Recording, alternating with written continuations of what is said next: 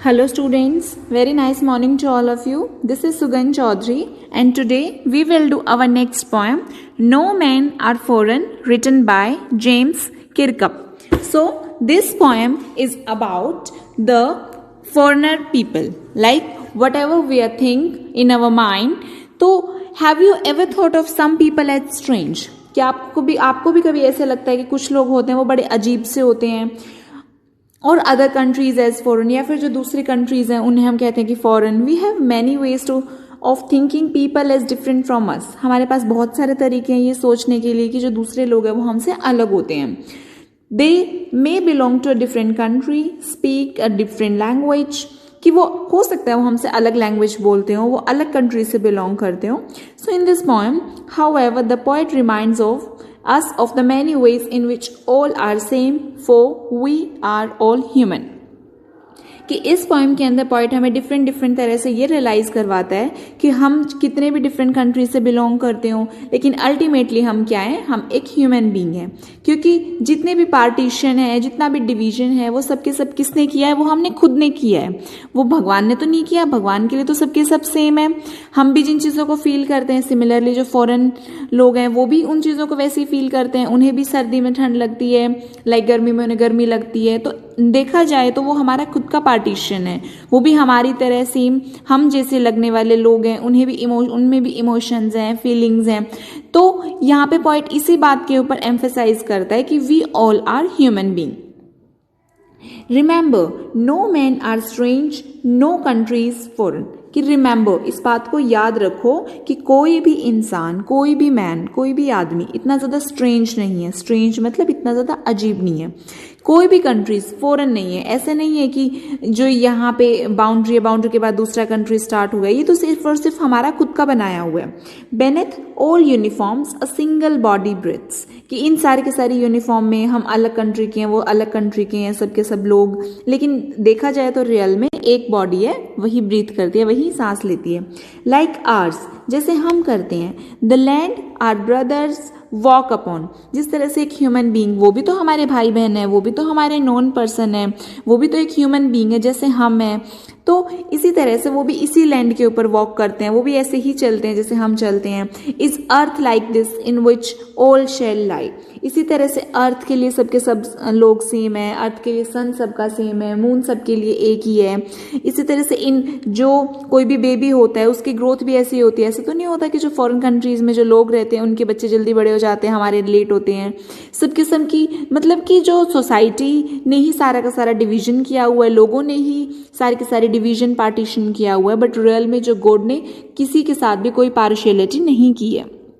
Same level पे उनके बच्चे ग्रो करते हैं और इसी तरह से पैदा होते हैं, फिर अपनी लाइफ जीते हैं और उसके बाद मर जाते हैं. तो यहाँ पे वी शेल लाई मतलब ऐसे होता है, सबके सब लोग की डेथ हो जाती है इन द एंड. तो यहाँ पे इसी तरह से फॉरेन लोगों की भी हो जाती है.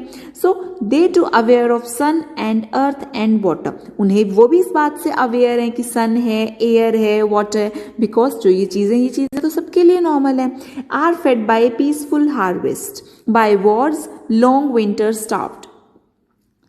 तो यहाँ पे पॉइंट बोल रहे हैं आर फेड बाय पीसफुल, जैसे कि जो शांति हमें मिलती है, जैसे जितनी अच्छी फसलें हैं पहले वाले टाइम में, जो फसलें होती थी, लाइक जो क्रॉप्स होती थी, उनसे हम शांति से खाना खाते थे. यही सन, यही एयर, यही वाटर होता था. तो वो लोग भी सेम टू सेम ऐसा ही करते थे. विंटर में या फिर जब लड़ाई होती तब हमें डर लगता था, तो उन्हें भी ऐसे ही फील होता था. इसी तरह से जिस तरह से हम स्टारवेशन को फील करते हैं, स्टार का मतलब क्या होता है, भूख लगना, उन्हें भी ऐसे ही हंग्री फील होता है. So their hands are our, जो उनके हाथ है वो हमारे हाथों की तरह ही है. And in their lines we read, और उनकी लाइन्स में हम पढ़ सकते हैं a labour not different from our own. कि जिस तरह से एक मजदूर होता है, एक लेबर होता है, वो भी वहां पे वैसा ही फील करेगा जैसे हमारे यहाँ पे फील करते हैं लोग. तो यहाँ पे जो ह्यूमन बीइंग है उसको सुप्रीम फील करवाया गया है, उसको यहाँ पे सबसे ऊपर रखा गया है. ठीक है। तो यहाँ पे पॉइंट इसी चीज के बारे में बोलता है कि वो भी ऐसे ही मेहनत करते हैं, वो भी ऐसे हार्ड वर्क करते हैं, उनके अंदर भी सारी की सारी चीजें सेम है। बिकॉज देखा जाए तो हम पूरा के पूरे वर्ल्ड में हम सब हैं तो human beings. Remember they have eyes like ours that wake, उनके पास भी वही आईज हैं जो हमारे पास है, जिससे हमारी आईज हमें उठाती हैं, और स्लीप, और वो ऐसे ही सोते हैं। And strength that can be won by love, and जो स्ट्रेंथ है, जो जिस तरह से हम लड़ाई के अंदर एक दूसरे के साथ जीतना चाहते हैं, तो उस चीज को सिर्फ और सिर्फ कैसे ओवरकम किया जा सकता है? बाय लव, सिर्फ और सिर्फ प्यार से। In every land is common life then that all can recognise and understand. देखा जाए तो हर एक जमीन के ऊपर यही कॉमन लाइफ है जो कि हम समझ सकते हैं, जिस चीज को हम क्या कर सकते हैं? अंडरस्टैंड कर सकते हैं। तो ये सारी की सारी चीजें क्या है? सबके लिए टोटली सेम है। Let us remember whenever we are told to hate our brothers, it is ourselves that we shall dispose, betray, condemn. Remember we who take arms against each other.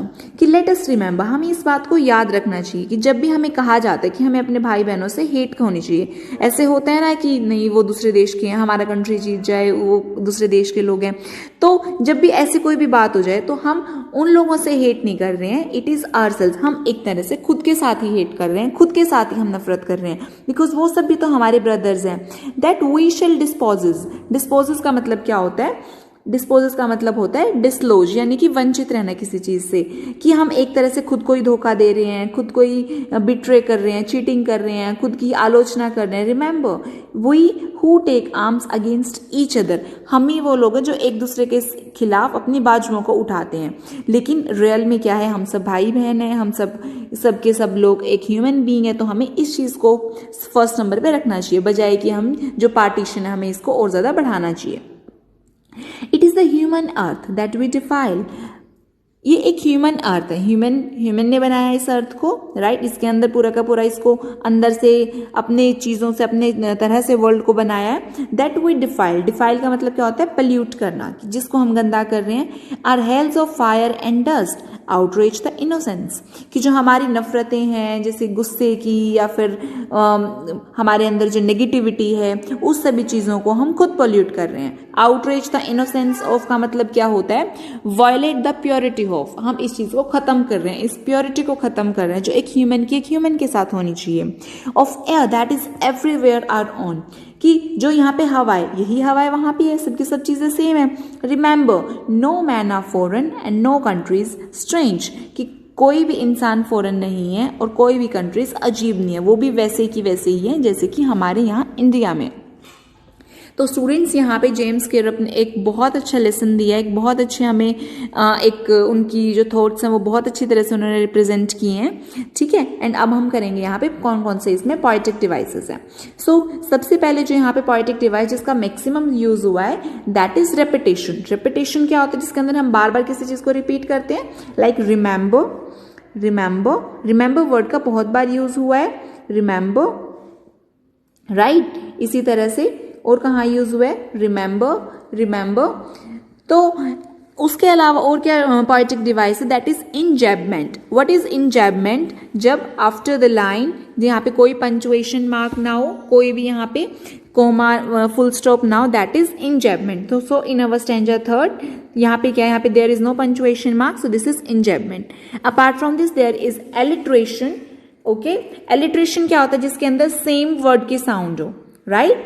For example यहाँ पे आपको दे रखा है body breathes, देखो ब की sound है, that is body breathes. और स्लीप स्ट्रेंथ आपको दे रखा है, स्लीप स्ट्रेंथ एस के साथ इसकी स्टार्ट है, that is alliteration. And next is metaphor. Metaphor क्या होता है? जहां पे हम किसी चीज का इनडायरेक्ट कंपैरिजन करते हैं, राइट। कहां पे हो रहा है इनडायरेक्ट कंपैरिजन? अवर ब्रदर्स वॉक अपॉन, कि हमारे जो भाई हैं वही एक यहाँ वहां घूम रहे हैं, मतलब हमें उन लोगों को एक ह्यूमन बीइंग अपने ब्रदर सिस्टर की तरह कंसीडर करना चाहिए, right. So student this is about the poetic devices. So I hope you like the poem, you really enjoyed it. If you have any doubt or any query, then you can directly comment in the comment section. Thank you very much. Have a beautiful day. Take care of yourself.